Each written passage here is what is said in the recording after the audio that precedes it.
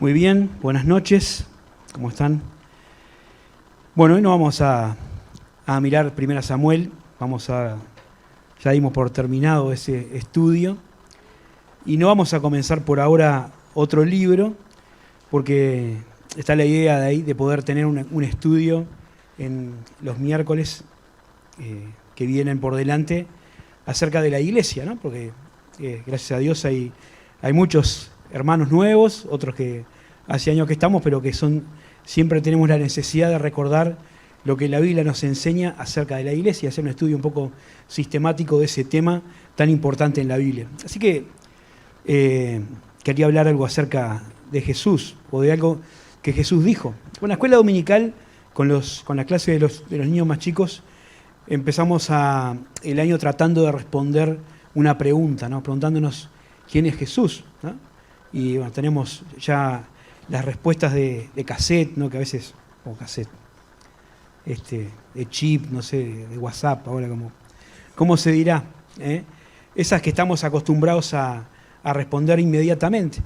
Pero es interesante ver en los evangelios la presentación del Señor y las cosas que fueron pasando en su vida. Yo siempre que pienso en estas cosas me acuerdo de un libro que leí hace tiempo, cuando era joven, de un autor que a mí me gusta mucho, que se llama Philip Yancey. Y él, cuando encara el estudio de la vida de Jesús, se hace una pregunta, y él dice, ¿cómo hubiera reaccionado yo? Si hubiera sido un judío de aquella época, ¿le hubiera creído a ese hombre que venía con pretensión de ser el Mesías, diciendo que era hijo de Dios? ¿Hubiera sido de los discípulos o hubiera sido de los acusadores? Y es una pregunta interesante. Uno tendería a decir que sería uno de los discípulos, ¿no? Pero a veces capaz que es una respuesta un poco prematura. Hace un tiempo hablando con unos jóvenes, les planteaba esto. Imagínense que estamos acá y aparece en Estados Unidos un tipo que dice que es el Mesías y que todo lo que nosotros creemos y enseñamos está mal y que él tiene razón, ¿no? Primero que pensaríamos que está loco, ¿no? Y que trataríamos de ponerlo a un costado y nos enojaríamos con él, ¿no? Eso, algo así, ¿no? Fue lo que pasó con los judíos cuando empezaron a escuchar el mensaje del Señor. Después el Señor empezó a hacer señales que iban afirmando lo que Él decía, que no eran solamente palabras, sino demostrando que era el Hijo de Dios, ¿no? Y muchas personas empezaron a cambiar su postura y empezaron a seguir al Señor, ¿no? Y la Biblia nos dice que al principio de su ministerio había multitudes que seguían al Señor, ¿no? Eran un montón de personas. Mucha gente le seguía porque tenía esa curiosidad de ver las señales que hacía, ¿no? Como si fuera una especie de show itinerante el Señor. Y otros, un montón de personas, lo seguían porque Jesús multiplicaba la comida, ¿no? Eso era una cosa fantástica también. Así que tenían un show, tenían alimento gratis, tenían una novedad para seguir. Pero es interesante ver cómo el Señor trataba de separar un poco la paja del trigo y decir que ser un discípulo no es lo mismo que ser un simpatizante. Que el Señor no estaba buscando seguidores, como ahora tenemos seguidores en las redes sociales, solo para que dieran un like o para que estuvieran ahí admirando o aplaudiendo cuando Él hacía alguna cosa de esas maravillosas, sino que buscaba personas que realmente se comprometieran con su mensaje y con sus desafíos. Y hay algunos pasajes en la Escritura donde parece que el Señor, más que lograr que la gente lo siga, intenta disuadir a las personas de que sean sus discípulos, ¿no? Y yo quisiera pensar en 3 pasajes donde el Señor habla de eso, ¿no? Donde le habla a las personas que lo querían seguir y les pone en claro cuál es el costo de ser un discípulo como el Señor quería, ¿no? Un discípulo en el sentido literal de la palabra, no solamente alguien que está de vez en cuando o que le sigue por curiosidad, sino de alguien que quiere andar tras sus pasos. Así que vamos a leer 3 pasajes y después lo vamos a desarrollar un poquito brevemente. El primero está en Lucas capítulo 14, versículo 25.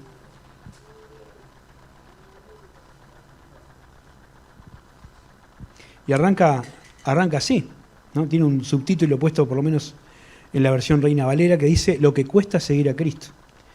Y dice el versículo 25, grandes multitudes iban con él, y volviéndose les dijo, si alguno viene a mí y no aborrece a su padre y madre y mujer e hijos y hermanos y hermanas, y aún también su propia vida, no puede ser mi discípulo. Y el que no lleva su cruz y viene en pos de mí, no puede ser mi discípulo. Porque ¿quién de vosotros, queriendo edificar una torre, no se sienta primero y calcula los gastos, a ver si tiene lo que se necesita para acabarla? No sea que después que haya puesto el cimiento y no pueda acabarla, todos los que lo vean comiencen a hacer burla de él, diciendo, este hombre comenzó a edificar y no pudo acabar. ¿O qué rey, al marchar a la guerra contra otro rey, no se sienta primero y considera si puede hacer frente con 10.000 al que viene a él con 20.000? Y si no puede, cuando está lejos, envía condiciones de paz. Así que cualquiera de vosotros que no renuncia a todo lo que posee, no puede ser mi discípulo, ¿no? Y note cómo se repite 3 veces la frase, no puede ser mi discípulo, ¿no? Por la negativa, dice el Señor. Pero vamos un poquito más atrás, al capítulo 9.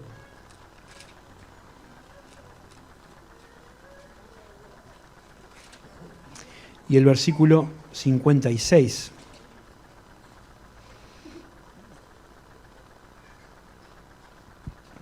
Bueno, perdón, 57 sería. Dice en Lucas 9, 57, yendo ellos, uno le dijo en el camino, Señor, te seguiré donde quiera que vayas. Y él le dijo, las zorras tienen guaridas, las aves del cielo nidos, mas el Hijo del Hombre no tiene dónde recostar su cabeza. Y le dijo a otro, sígueme. Y él le dijo, Señor, déjame que primero vaya y entierre a mi padre. Jesús le dijo, deja que los muertos entierren a sus muertos, y tú ve y anuncia el reino de Dios. Entonces también le dijo otro, te seguiré, Señor, pero déjame que me despida primero de los que están en mi casa. Y el Señor le dijo, ninguno que poniendo su mano en el arado mira hacia atrás es apto para el reino de Dios. Y el tercer pasaje está en el Evangelio de Mateo, pero es un solo versículo, Mateo 16, 24.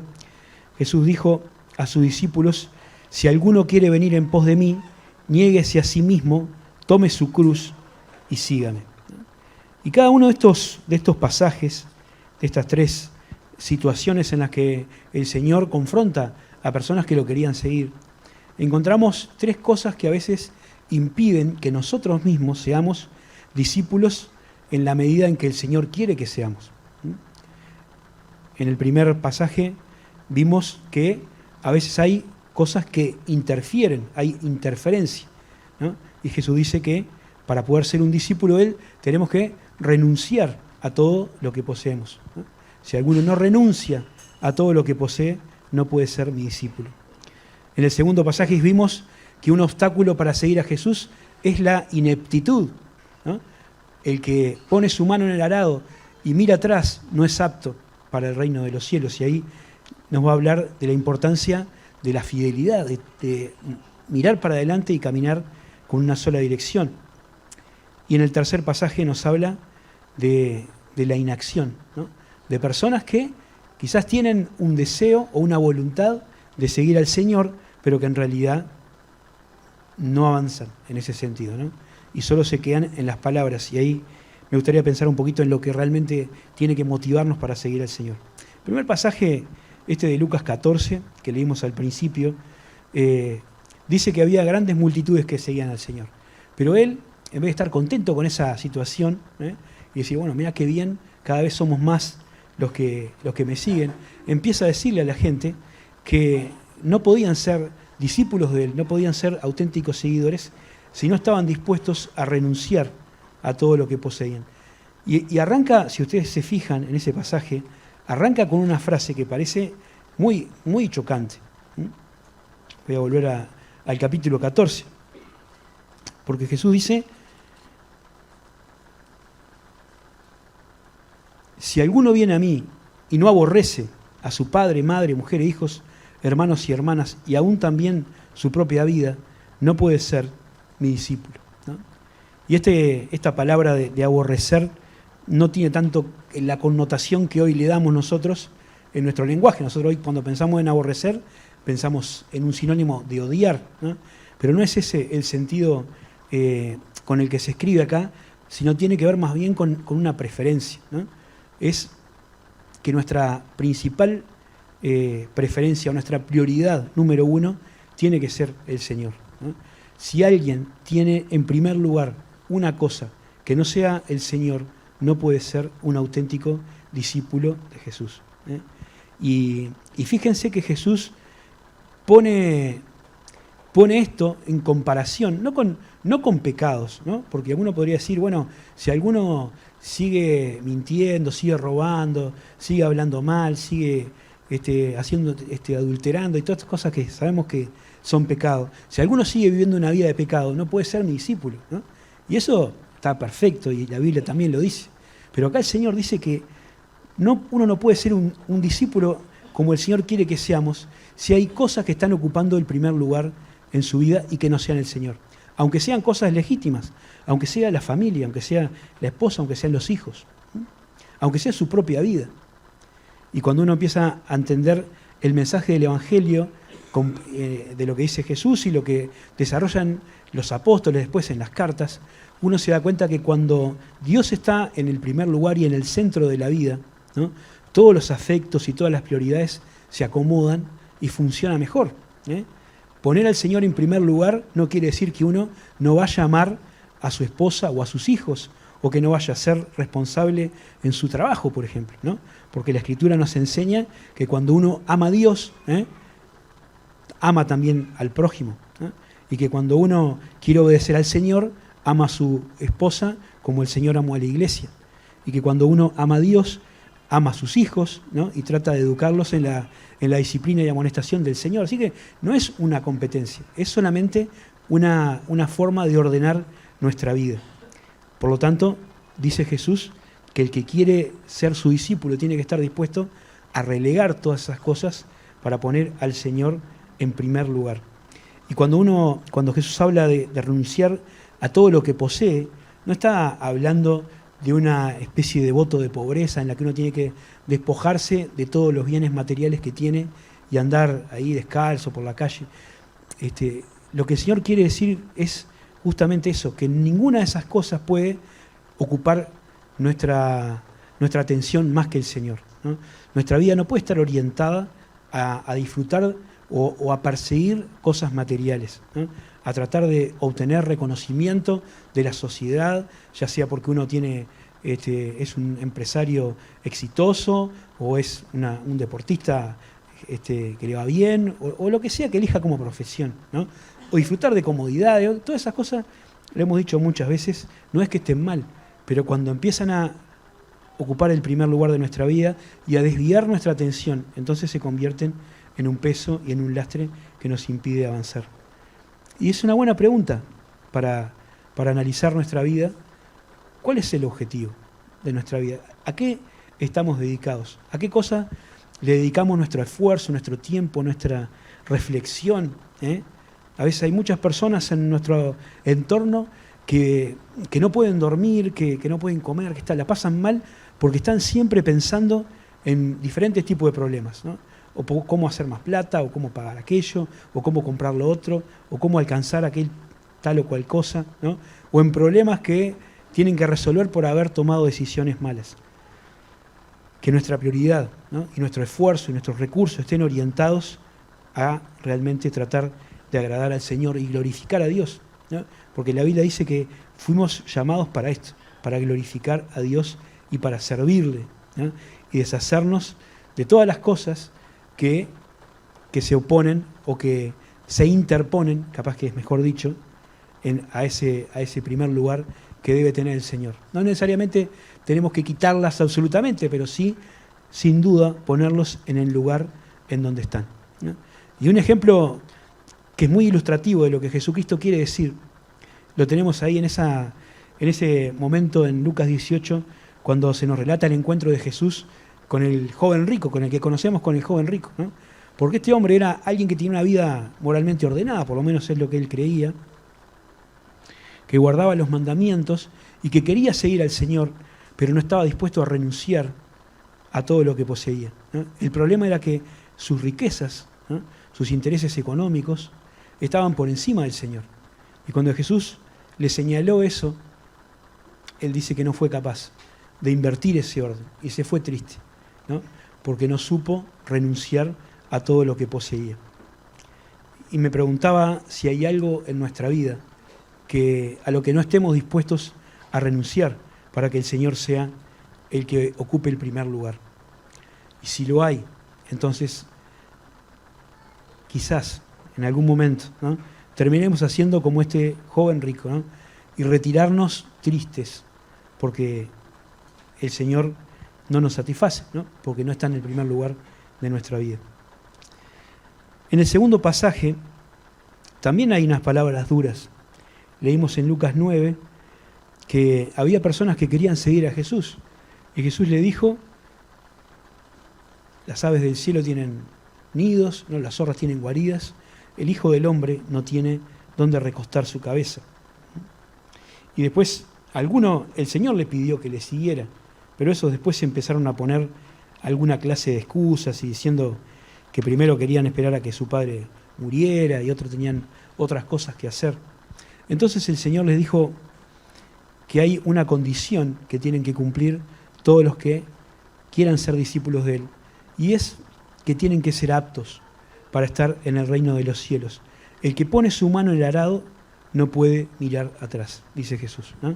Y esto es una figura capaz que para nosotros es ajena, porque estamos lejos del campo, la mayoría de nosotros, y alguno que está cerca capaz que no ara como se ara en aquel momento, ¿no?, que se utilizaban animales de tiro, se utilizaban arados de madera, y la tarea de arar implicaba, ¿no?, era así, hacer surcos derechos, ¿no? Entonces, el que araba tenía que tener la mirada al frente para no hacer cualquier cosa en el surco, ¿no?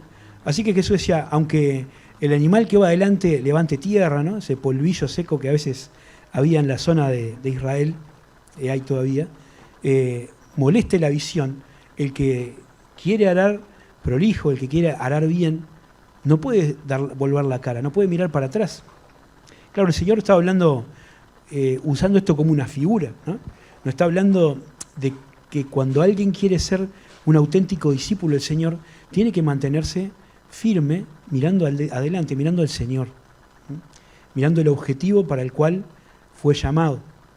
Y el que mira para el costado, el que tiene otras prioridades, el que se distrae, no es apto, ¿no? Y no está hablando acá acerca de salvación, no está diciendo quiénes son, quiénes pueden entrar al cielo, ¿no?, sino está hablando acerca de servicio. El reino de los cielos tiene que ver con todos los que conocen o reconocen a Dios como su autoridad y viven de esa manera. Y acá está hablando acerca de servicio, ¿sí? Y la palabra apto quiere decir alguien que es capacitado, que está capacitado para hacer una tarea, que es idóneo para determinada situación, ¿sí? Y para eso, dice Jesús, lo importante es ver para dónde mira, ¿sí?, para dónde está mirando. Hace poquito que estuvimos estudiando en el primer libro de Samuel, uno de los personajes centrales de ahí era Saúl, ¿no? Y Saúl es una figura o es una ilustración de alguien que no fue apto, ¿no? Porque a pesar de que tuvo muchas cosas a favor, como vimos detenidamente cuando estudiamos su vida, ¿no?, su mirada no estaba puesta donde tenía que estar. Y esa diferencia o esa vuelta de ojos para atrás, para el costado, para cualquier otro lado, le hizo cometer errores que lo terminaron desechando o haciendo que fuera desechado del propósito para el cual había sido escogido, que era reinar en Israel, ¿no? Y cuando él tuvo que cumplir una misión encomendada por Dios, que era castigar al pueblo de Amalek por su pecado, tomó otras actitudes, priorizó otras cosas, dijo, bueno, estas cosas que Dios me mandó a destruir, para mí tienen valor, así que las voy a conservar, ¿no? Pero las voy a conservar porque yo se las quiero dar a Dios. Todo un razonamiento extraño. La cuestión es que no obedeció la palabra de Dios, ¿no? Y cuando tenía que esperar a Samuel para ofrecer un sacrificio para entrar en la batalla, Él, como no llegaba, el profeta se apuró y lo hizo él, ¿no? Menospreciando la tarea del sacerdote y la importancia del sacrificio, que no era cumplir solamente con un ritual, sino que tenía un significado específico, ¿no? Pero él estaba mirando solamente la apariencia, lo que había que hacer, el ritual, ¿no? Podemos pensar otras cosas también de la vida de Saúl que nos muestran que él estaba preocupado por otras cosas que no eran realmente las que Dios estaba pensando y lo que quería para él, ¿no? Y eso nos puede pasar a nosotros. Si nuestra mirada está puesta en otras cosas, está puesta en las cosas de este mundo, ¿no? En agradar a las personas que nos miran, o en disfrutar de la comodidad de una posición o de un lugar de liderazgo en la iglesia, o de ser visto para obtener una recompensa presente, como Jesús le decía a los fariseos, entonces también estamos demostrando una ineptitud para servir en el reino de los cielos, porque la cuestión es mirar a lo que Dios nos está poniendo delante. En contraste con Saúl, ¿no? Siempre pienso en el apóstol Pablo, ¿no?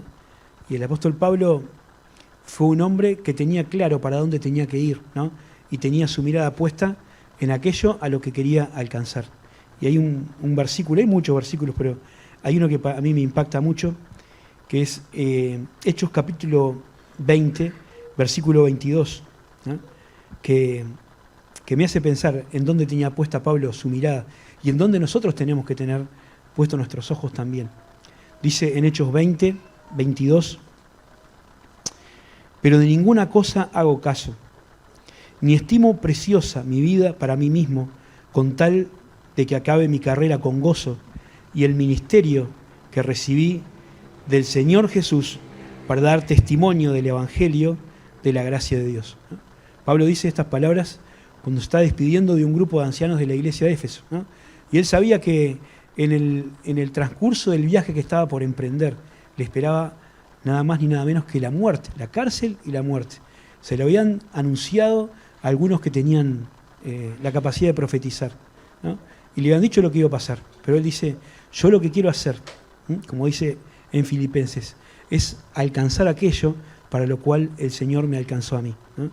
Y si bien como apóstol podría haber tomado otros caminos, podría haber disfrutado un poco de algunas comodidades o privilegios que podría haber tenido, él decía, el objetivo de mi vida no está en esas cosas, no está en el confort, no está en la comodidad, no está en los logros que pueda alcanzar acá, sino está en hacer aquello para lo cual el Señor me eligió o me tomó. Por lo tanto, de ninguna cosa hago caso, ¿no? Yo sé lo que dicen, está hablando de eso. No es que no hacía caso de los consejos, es decir, no hacía caso de los que le decían que ese viaje iba a terminar en su muerte. Porque él decía, el propósito de mi vida es esto. Y si tengo que dar mi vida para cumplir con el propósito que Dios me tiene para mí, lo voy a hacer, ¿no? Y qué tremendo es pensar de esa manera. Para nosotros quizás pueda ser algo lejano, si uno piensa solamente en la vida física o en morir por causa de la persecución, pero a veces hay otras formas en las que podemos sacrificar cosas de nuestra vida que no son tanto morir, pero sí son ir postergando algunas cosas que para este mundo son una prioridad, una cosa importantísima que no puede dejar de hacer, y para nosotros quizás puedan ser cosas que sí se puedan dejar de hacer, porque nuestra mirada está en cumplir con lo que Dios tiene para nosotros. Una vida que tiene un objetivo distinto, una búsqueda distinta y también una recompensa distinta. El último pasaje, ya para ir cerrando esta reflexión, es el de Mateo 16, 24. Y ahí el Señor otra vez les habla acerca de la importancia de tomar la cruz. Mateo 16, 24 dice, entonces Jesús dijo a sus discípulos, si alguno quiere venir en pos de mí, niéguese a sí mismo y tome su cruz y sígame. Porque todo aquel que quiera salvar su vida la perderá, y todo el que pierda su vida por causa de mí la hallará. Qué interesante es pensar en este desafío, ¿no? Porque acá el Señor está hablando a personas que habían manifestado interés en seguir a Jesús. Está hablando con sus discípulos, ¿eh? Y había, además de los 12, otros más. Pero ahora, fíjense qué importante es saber cuál es el costo, ¿eh? Y la razón por la cual uno va a seguir al Señor. Sin duda, no es para beneficiarse de una posición políticamente cómoda, ¿no? Algunos de los discípulos al principio pensaban eso y decían, cuando este sea rey, yo quiero ser algún ministro, ¿no? Ocupar algún cargo importante, yo me quiero sentar a la derecha, yo me quiero sentar a la izquierda, ¿no? Pensaban capaz en alguna cosa media grandiosa así, de poder disfrutar de una posición de autoridad sobre otras personas. Pero el Señor le dice que no va a ser así. Él tiene otro propósito, ¿no? Él está diciendo que va a ir a Jerusalén para morir y que va a padecer mucho, ¿eh? Y que lo que Él vino a hacer no es a construir un reino, no, a recuperar un reino político, sino a ser el Cordero de Dios que quita el pecado del mundo. Y los discípulos ahí con Pedro en la cabeza le están diciendo, Señor, no hagas eso, al contrario, vamos por el otro camino. Y el Señor le empieza a decir que lo importante es estar dispuesto a llevar la cruz, ¿no? Llevar la cruz tiene que ver con esto de negarse a uno mismo, ¿no? De lo que ya estábamos hablando, ¿no? De decir, yo quiero dejar al costado estas cosas para seguir al Señor. Tomar la cruz implica dejar lo demás y seguir al Señor solamente, ¿no?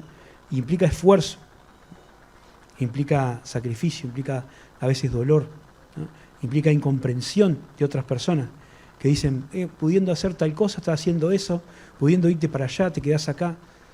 Todas esas cosas tienen que ver con llevar la cruz, negarnos a nosotros mismos, a cosas que son lícitas, que podríamos tener, pero que por amor del propósito de Dios y del servicio a Dios lo estamos haciendo. Y el énfasis acá tiene que ver con la motivación. ¿Cuál es la razón por la cual alguien puede querer semejante camino, ¿no? O semejante sufrimiento, ¿no? Tomar una cruz y padecer? Y la Biblia nos habla de lo que vamos a recibir y de la recompensa, ¿eh? Hay un versículo en Marcos capítulo 10 que dice, entonces, Marcos 10, 28, dice, entonces Pedro comenzó a decirle, he aquí nosotros hemos dejado todo y te hemos seguido. Respondió Jesús y dijo, de cierto os digo que no hay ninguno que haya dejado casa, o hermanos o hermanas, o padre o madre, o mujer o hijos o tierras, por causa de mí y del Evangelio, que no reciba 100 veces más en este tiempo, casas, hermanos, hermanas, madres, hijos y tierras, y con persecuciones, y en el siglo venidero la vida eterna, ¿no? Y este pasaje no está hablando de que si uno va a obedecer al Señor se va a hacer millonario, y va a tener un montón de cosas, porque lo que promete el Señor no va por ese lado, pero sí habla acerca de una recompensa, y una recompensa que se empieza a disfrutar acá en la tierra, ¿no? Disfrutando de una familia espiritual innumerable, 100 veces más, hermanos, hermanas, ¿no? Padre y madre, personas que están al cuidado de uno, que tiene que ver con las personas con las que podemos compartir la fe, ¿no? Disfrutar de un montón de cosas que tenemos por pertenecer a la familia de la fe y la vida eterna, dice Jesús, ¿no? Así que qué bueno es pensar en que el Señor nos invita a seguirle por un camino que es un camino de renuncia, de sacrificio, a veces de dolor, pero que al final tiene una recompensa. Había un himno que decía, si sufrimos aquí, reinaremos allí en la patria celestial. Si llevamos la cruz, por amor de Jesús, la corona Él nos dará, ¿no? Y uno puede pensar en cómo esa idea está siempre en la Biblia. Siempre antes de un logro tiene que haber algún sacrificio, tiene que haber algún esfuerzo, ¿no? En las conferencias alguien mencionaba ese pasaje que habla del soldado, del labrador y del atleta, ¿no? Y en cada una de las tres figuras, Pablo es inspirado para decir que para conseguir el objetivo que se espera, uno primero tiene que esforzarse, tiene que sacrificarse, tiene que trabajar, tiene que disciplinarse, y después vendrá la recompensa. Pero sobre todas las cosas, el propósito más grande es poder dedicar nuestra vida a vivir como el Señor quiere. Por eso decía Pablo, para mí el vivir es Cristo, pero el morir es ganancia. Y qué bueno es poder pensar en que cada uno de nosotros tiene cada día la posibilidad de tomar esta decisión delante del llamado del Señor, ¿no? Decíamos al principio, ¿cómo respondería al llamado del Señor si estuviera viviendo en aquel tiempo, ¿no? ¿Sería de los que le siguieron o sería de los que se marcharon tristes, de los que dejaron de seguirle porque tenían otras prioridades, de los que anunciaron muchas cosas con su boca pero después se quedaron en el monte, ¿no? Qué bueno si podemos ser de aquellos que le siguieron, ¿no? Que tomaron su cruz, como muchos que tenemos en la Escritura, y le siguieron hasta el final, motivados por el amor de aquel que había dado su vida por ellos. Como dice en 2 Corintios, es el amor de Cristo el que nos constriñe, ¿no? Porque así como uno murió por todos, nosotros tenemos que morir para vivir, no para nosotros mismos, sino para aquel que murió por nosotros. Que Dios bendiga su palabra.